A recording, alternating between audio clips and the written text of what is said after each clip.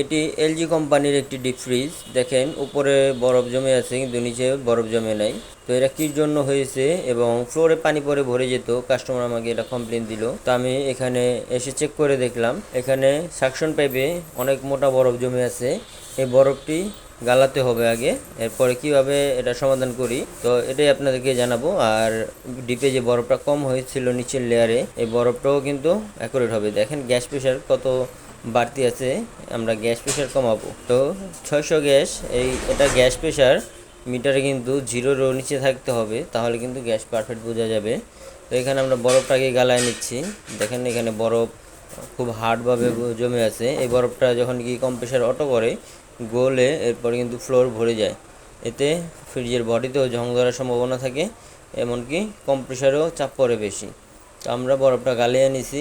এখন গালানোর পরে আমরা গ্যাস প্রেশার কমাবো। তো যেহেতু আমি এক হাতে ভিডিও করছি, এক হাতে কাজ করছি, তা পুরো ভিডিওটা আপনাদের সাথে ওইভাবে শেয়ার করতে পারছি না, কিন্তু প্রবলেম কী জন্য হয়েছে আর প্রবলেম কীভাবে সমাধান করা যায় সেটি আজকের এই ভিডিওতে আমি বলবো। তো এখানে বরফটি আমি বের করে নিচ্ছি এবং এখানে গ্যাস প্রেশার কমাইলে কিন্তু যেই ডিপের মাঝখানে বরফ জমছে কিন্তু নিচে বরফ জমে নেয়, সেটা কিন্তু ঠিক হয়ে যাবে। আর সাকশনে আমি ইনসুলেশন করে দিব, যদিও পরবর্তীতে গ্যাস একটু যদি বেশি থাকে তাও কিন্তু আইস জমে যাবে সাকশনে, কারণ ডিপেরটাও অত মাপ মতো করা যায় না। তো আমি এখানে ইনসুলেশন করে দিচ্ছি। দেখেন ইনসুলেশনের কারণে হাওয়া টানতে পারবে না, এর জন্য এখানে কিন্তু বরফ হবে না। তো এটা সমাধান হয়ে গিয়েছে এবং গ্যাস প্রেশার কিন্তু আমরা 0-র নিচে করে দিছি, দেখতে পাচ্ছেন।